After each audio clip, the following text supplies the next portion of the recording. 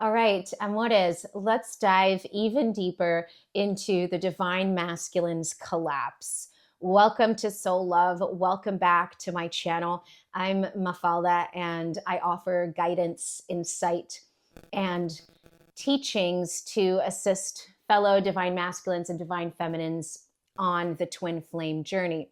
And today's video is about this phase of the journey that many of us feel unprepared for once it arrives. And it's not the initial separation, but rather the stage that comes after you stop betraying yourself or shrinking to keep the connection alive in form. And that's usually the moment when your nervous system, your soul, and your overall integrity simply will not sustain a distorted version of love playing out in 3D. So something has to give. And very often, or more often than not, this is precisely when the divine masculine enters their collapse and restructuring. And this isn't because you've caused them harm, or you're doing something to them, or even because you're superior, but rather because the connection, it cannot continue by waiting, overextension, hope, or porous boundaries, over giving, over extending, over everything. And this happens as you reclaim your sovereignty, your self-respect, and your self-love. So really, we're going to explore what actually happens when you start to become sovereign and they enter their collapse, why that's not the end of the journey, why that's not a sign that they don't care, but rather that that's the beginning of a very profound journey for the divine masculine, one that leads him back home to his heart. So first of all, it's important to bear in mind that this isn't personal per se. It's more so frequency based. So as you know already, the multidimensional and quantum entanglement nature of the bond between twins means that what's playing out is not purely relational in the human sense or even in the 3D sense, but rather it's frequency based. So since this is a consciousness expansion process for both twins, honestly, where we're going from attachment based relating to spiritually sovereign and unconditionally loving ways of relating and being in relationships in physical form, as you rise, what's happening isn't that he's rejecting you, although it does appear that way. It's that he's losing access to you due to a frequency mismatch. Because at the energetic level, the signal now is asymmetrical because you're not lowering your consciousness to keep the connection alive. You're allowing yourself to rise as you step into sovereignty. That means because of the polarity, energetic polarity of the connection between twins, that physical proximity is not sustainable. So the repelling effect comes in. It becomes incompatible. So this separation or rupture, because you may have experienced multiple separations before you get to this stage, so that's not the most accurate term, but rather this rupture is serving a sacred purpose and often coincides with entering a deeper, more grounded stage of separation that seems and looks more silent in the 3D, but is actually much deeper, and the level of restructuring and alchemy that's happening beneath the surface is way greater. So there's actually a lot more progress, but it's a lot less visible. So the mind tends to interpret it as the end, or they've completely fallen away, when in fact there's a lot happening beneath the scenes. So this stage, which often is the final separation stage, tends to be the deepest, because the feminine at this stage is in her most sovereign, still coherent state ever.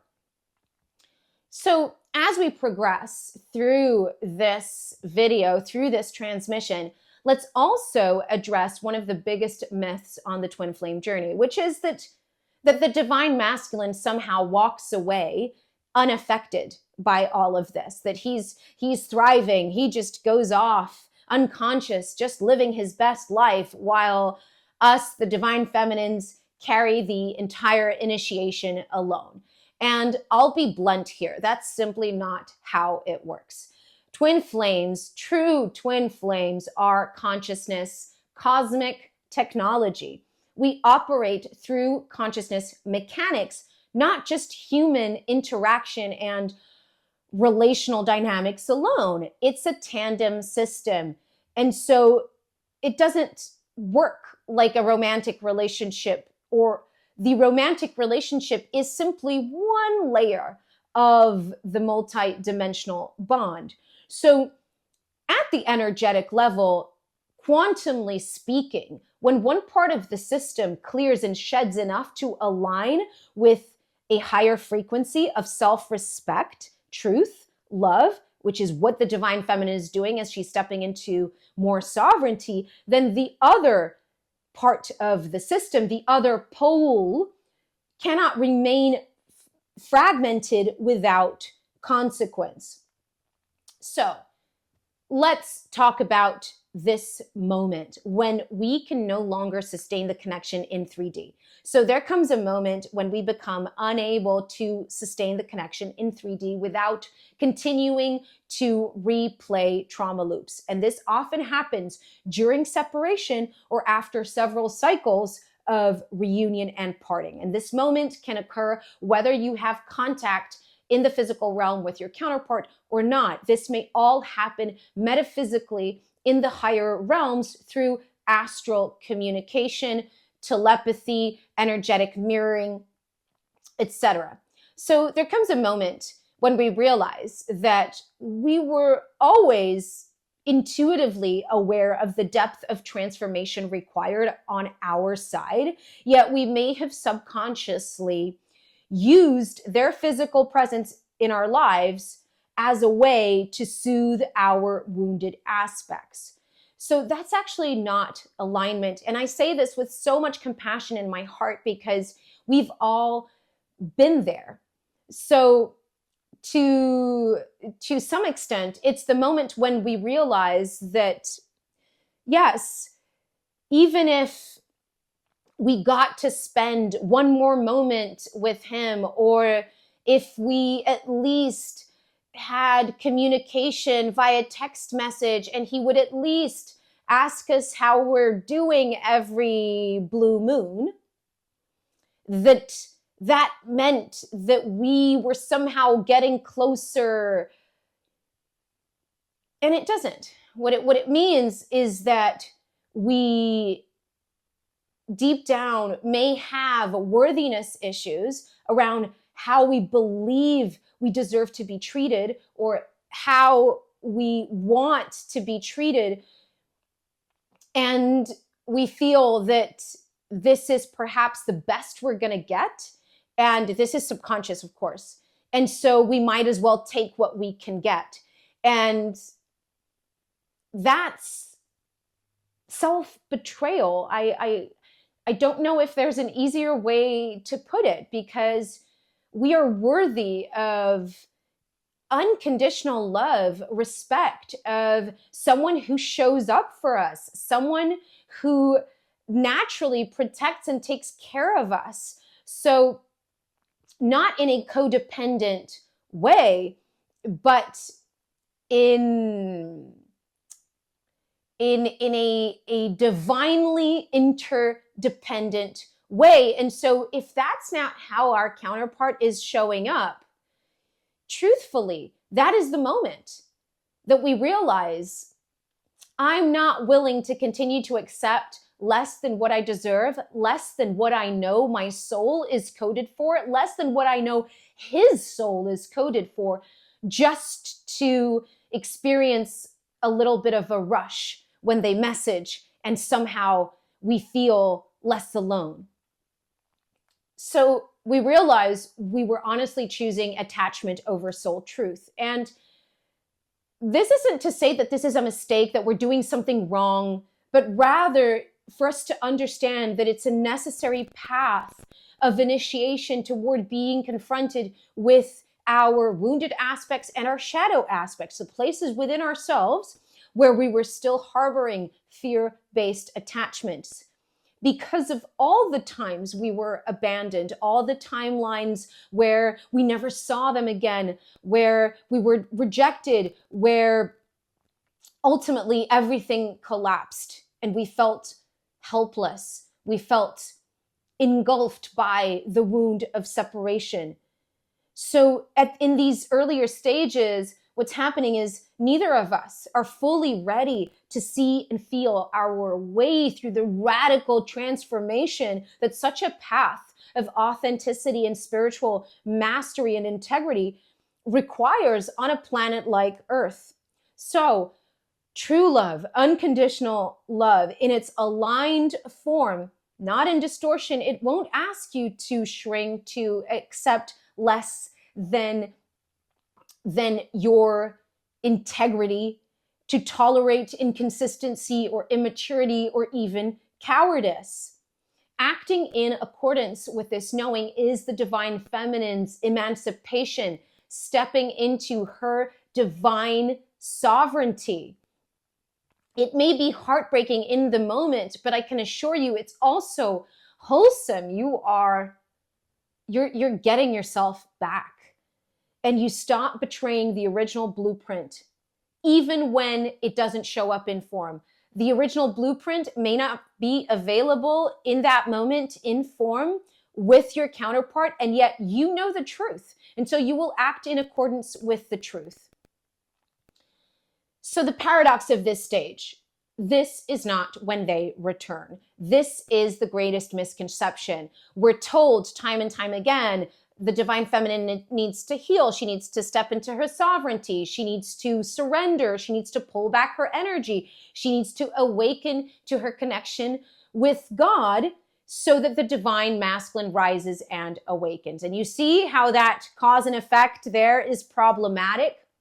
Well, although those are prerequisites for the divine masculine's awakening to take place, and that's not even the best way to put it, for union frequency to land in both counterparts' nervous systems and to be able to stabilize in the field, those are prerequisites, but that's not how it works. Paradoxically, you step into your sovereignty and they don't fall at your feet. They don't come running back to you with sincere, heartfelt apologies. They don't take accountability at this stage.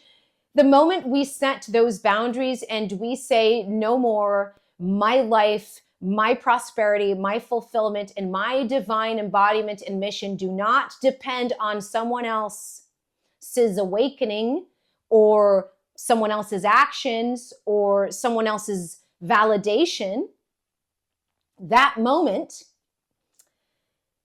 is the moment we exit the trauma-driven loops that we were keeping alive unconsciously in the dynamic, and they enter collapse. It's not pretty. It's honestly not pretty. And as we're witnessing all this, our mind may wonder. It may wonder, what was this all for? How is it possible that I'm more sovereign than ever and they feel further away than they've ever been? So holding both truths simultaneously is mastery at this stage on the journey. Acting from spiritual sovereignty and setting boundaries across planes, whether it's in the physical realm for you or simply in the spiritual realms, does not mean blaming him or bypassing what's happening. And I'll just open a caveat here, although it does require going through the sacred alchemical initiation of sitting with our anger. And I do have a previous video on this. So that is also a very necessary step. But this stage comes usually after that. Of course, it's not linear, but just so your mind can follow. So acting from spiritual sovereignty doesn't mean bypassing or blaming him. It means holding both truths simultaneously. It means standing in coherence. Yes, he may love you beyond belief and have even expressed that. Yes, he may be your divine counterpart and you may have had that confirmed in multiple ways. Yes, there may be a shared blueprint that you sense in a joint coded mission that you already started receiving downloads for, and yet he may still be resisting change. He may still be consumed by trauma and conditioning. He may still be carrying out karmic soul contracts and attempting control rather than surrendering to the equality of the connection. So these are his ego's final attempts at controlling the connection, controlling the dynamic, and truly controlling how he feels. You will see his ego act out the strongest, or you may see his ego act out the strongest at this point when he's precisely entering collapse, because the ego believes that suppression will restore the old way of operating and still allow fulfillment, and it won't. So you're rising, he's feeling your rise. At the soul level, there's a knowing, subconsciously, there's a knowing that in order to keep you, in order to maintain the connection, he needs to rise. He's faced with the magnitude of his own unbecoming, his own initiation, his own mission, his own purpose. And the ego feels scared. The mind feels scared.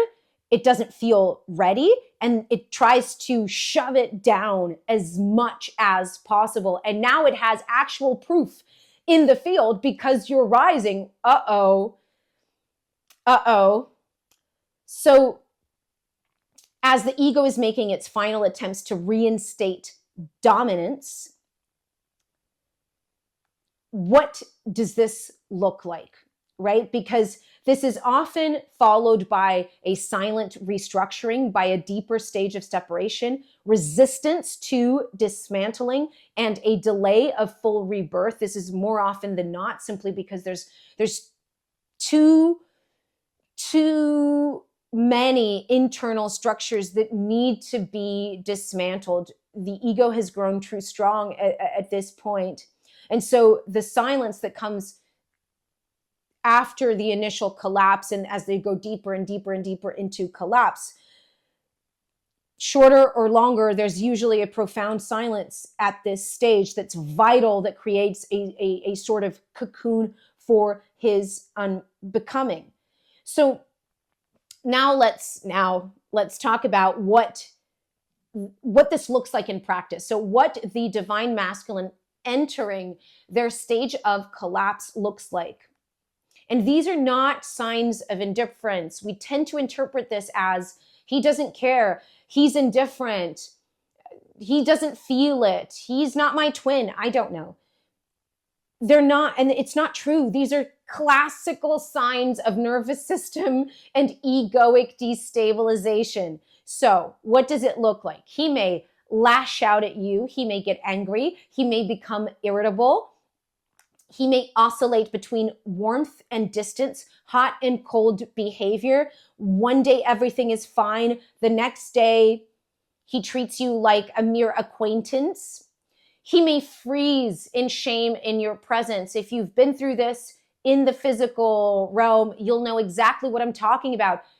His ego is scrambling. He's collapsing inside. You'll see it. You'll feel it. I mean, because you know what he's feeling. He may withdraw while projecting everything is fine. He may not engage in the usual activities he used to while trying to pretend that he's living his best life. He may lock himself up in his room while watching videos, numbing himself, or he may do the exact opposite and he may start to distract himself with partying, friends, and connections that are shallow and superficial and meaningless. This is precisely the stage. Entering his collapse is precisely the stage when he tends to block, which actually happens not in the earlier necessarily stages of separation, but rather here. Blocking is a typical expression of the ego. This is too intense. I can't handle it. Shut it down. If he didn't care, he wouldn't bother blocking you. This is when he ghosts. He may ghost you out of the blue, vanish out of thin air with no explanation. He will act impulsively. Suddenly he's traveling all over the place. He's avoiding.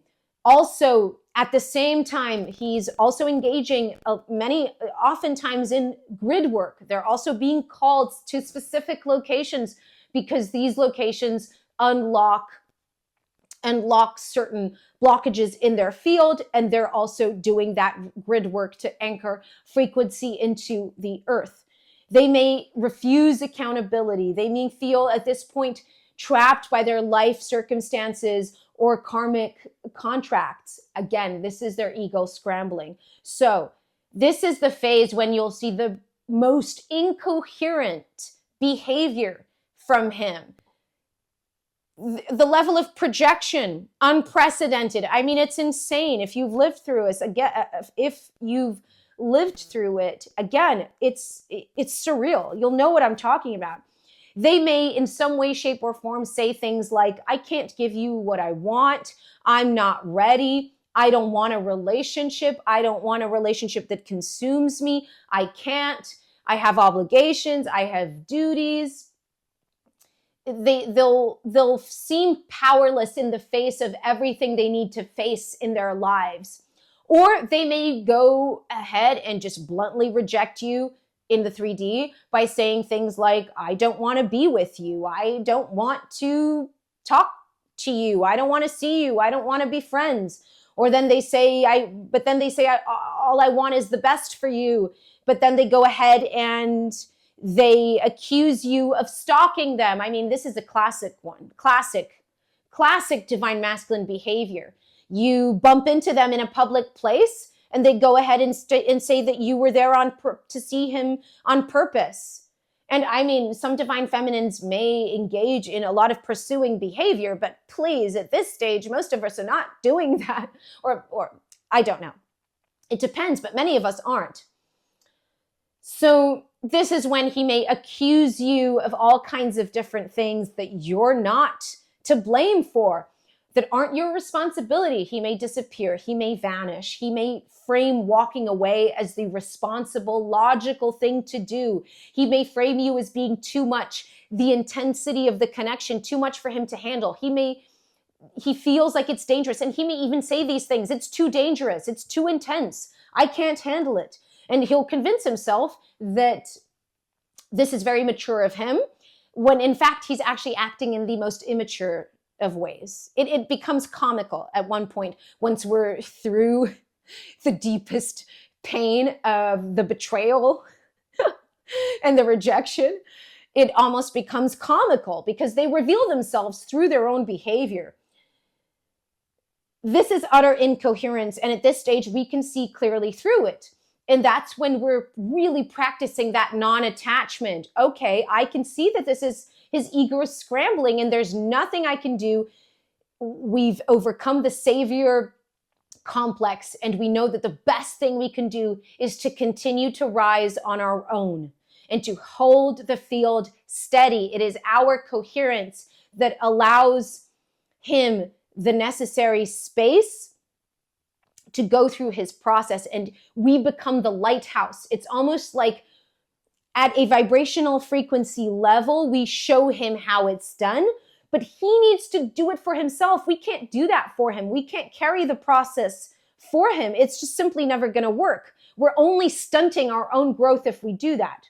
All right, so let's talk about the silent phase that comes in the aftermath of this. What follows this really intense rupture in the physical realm or in the energetic spiritual realms, if this is all happening simply on that level for you, is a profound silence. It's a man meeting his wounded inner child. And this tends to happen away from the world. He's not going to put this out on display.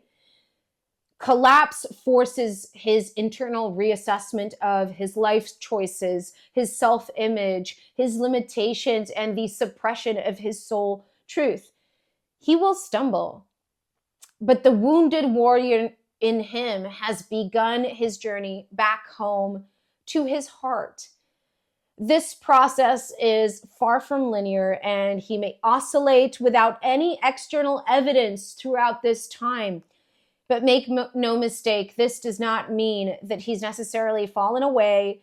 It's just that he must fully face the karmic weight of his choices to deny soul truth and the emptiness on the life built on trying to be strong, trying to win, trying to fulfill the distorted versions of masculine programming that have run through the human collective for generations. And this is what he signed up for at the soul level, just like we did. Whether he is eventually able to sustain the higher energetic voltage of living from soul and anchoring that into a partnership in the 3D is a different question. So, yes, ultimately, that's the template, that's the blueprint. And yet, there are so many things at play. Either way, this is a necessary step in the process to that. If he's ever going to be able to do it, his return truly is dependent on him going through this process. So what about us? What about the divine feminine during this time? How can you identify certain markers on your side to know that you're going through this? So just very succinctly, the divine feminine during this phase is resurrecting purpose. She's cultivating her creative flow. She's strengthening her inner structures. She's reorganizing her 3D life. And at the same time, she will go through profound states of void. She will begin to anchor states of neutrality. She'll continue to exit karmic contracts to do more planetary level grid work. She will refine her gifts as her access to monadic spiritual intelligence comes online, and she's activating that higher heart chakra. She's anchoring embodiment and coherence across all planes while he's undergoing his transformation process. She may engage here at this stage in more of ancestral or planetary level healing. That means working more at the level of maternal grids, paternal grids, reversal grids, inversions in the field. So the work becomes a little bit more specific and fine-tuned, the spiritual work. So let's wrap this up. Let's bring this video, this transmission to a close. And I do hope that this has served you, that you've enjoyed it, or at least have found clarity or have found some useful guidance to navigate this stage of the journey, if that's where you're at. And let me know if you're experiencing any of this. Of course, I love to hear from you in the comments always. But yes, as I was saying, as we're wrapping this up, so why does it really matter? Why does this all really matter? Why does it matter why do we talk about the divine masculine's collapse or the energetic mechanics of the journey, or how the field restructures? So the truth is, the world needs us. The world needs more twins that are aware of who we are, that have remembered who we are. That's the key.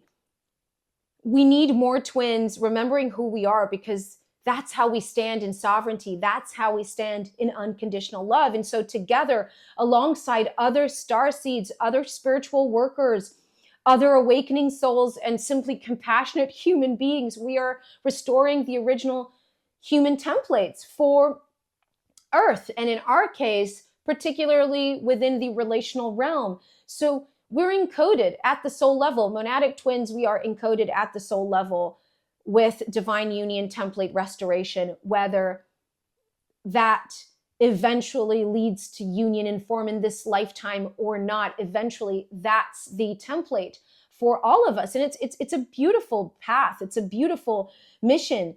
It's ruthless in its demand, but the soul remembrance, the spiritual sovereignty that we anchor, the renewed relationships, a love that is sacred in its ordinary human manifestation, to bring the sacred into the ordinary, to live out unconditional love in partnership with another in the physical realm, to awaken soul mission, to build, to create. That's what we're here for. Because when we're coming from this place of sovereignty, when we're coming from a place of nervous system coherence, from unconditional love, we start to create differently. We start to build differently. We move differently in the world. We're here for that reason, for that purpose. We transform our relationships with our family, with our friends, and that has an impact. That has an impact, and it's priceless. It's invaluable. So let this be a reminder that if you're witnessing your divine masculine's collapse, that your rise, your sovereignty is not causing this in a negative way. It is inspiring him. And you are becoming a frequency signal that is helping to awaken other souls, not only just your counterpart, to remind them that the home is in the heart, that inner peace is available to human beings, and that love, prosperity, abundance, harmony, joy are our birthright. That being vulnerable in the human sense does not mean being weak. That being compassionate can go hand in hand with being discerning. All right, so let's leave it at that. Of course, you know that if you'd love to work with me one-to-one, I'm absolutely available for that. My work details are below. Don't hesitate to reach out if you want to know where you're at on the journey, or if you need some sort of guidance or healing. And please leave me a like and subscribe to the channel if you're enjoying these videos and if you want to stay tuned for more. So that's what I have for you all today. I send you all so much love, a big hug, and I will see you very, very soon in the next one. Thank you so much for watching.